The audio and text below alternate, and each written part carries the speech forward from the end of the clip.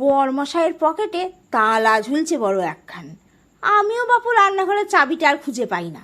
ওই সামান্য একটু মুসুরির ডাল ভালো করে ধুয়ে মুছে টিফিন বাটিতে আলু পটলের সঙ্গে একসঙ্গে বসিয়ে দিয়েছি।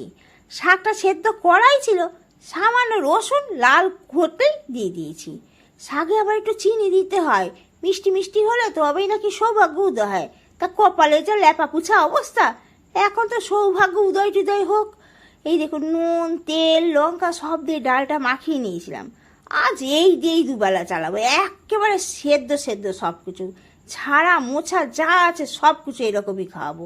তবে ওই একটু লঙ্কা খালি ভেজে পটলটা মাখিয়েছিলাম। ভাবলাম মনে মনে আজ বিরাট খুশ, দেখি কেমন টাইটে শিক্ষে না হয়। ও মা, তা কি আমার অত বড় কপাল আছে?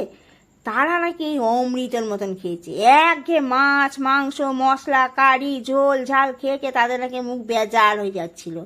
মুখখানে নাকি তাদের দারুণ হয়ে গেছে আজকে, তারা খেয়ে অতিরিক্ত ভালো খেয়েছে। তা বলি, এত বড় বরফ ঢালা আমাদের হিমালয় পর্বতমালা আছে, সেখানে তো কদিন জব ধ্যান করে আসলে বাবু পারতে। সংসারে বসে তো এরকম না জ্বালালেও হয়। সে কে কার কথা আর শোনে বলুন। এই দেখুন, সব কিছু গুছিয়ে গাছিয়ে দিয়েছি। এইবার তাদের তো হলো, আমিও নিজে বসে পড়ি। আর এই দেখুন, এই ছিল আজকে খাবার। এই আজ টাইট দিয়ে শিক্ষা দেওয়ার খাবার ছিল, বুঝলেন তো। তবে শিক্ষাটা নিজেই পেয়ে গেলাম, তারা কোনো শিক্ষা পায়নি। অমৃতের মতন চেটে পুটে বড্ড ভালো খেলো আজকে।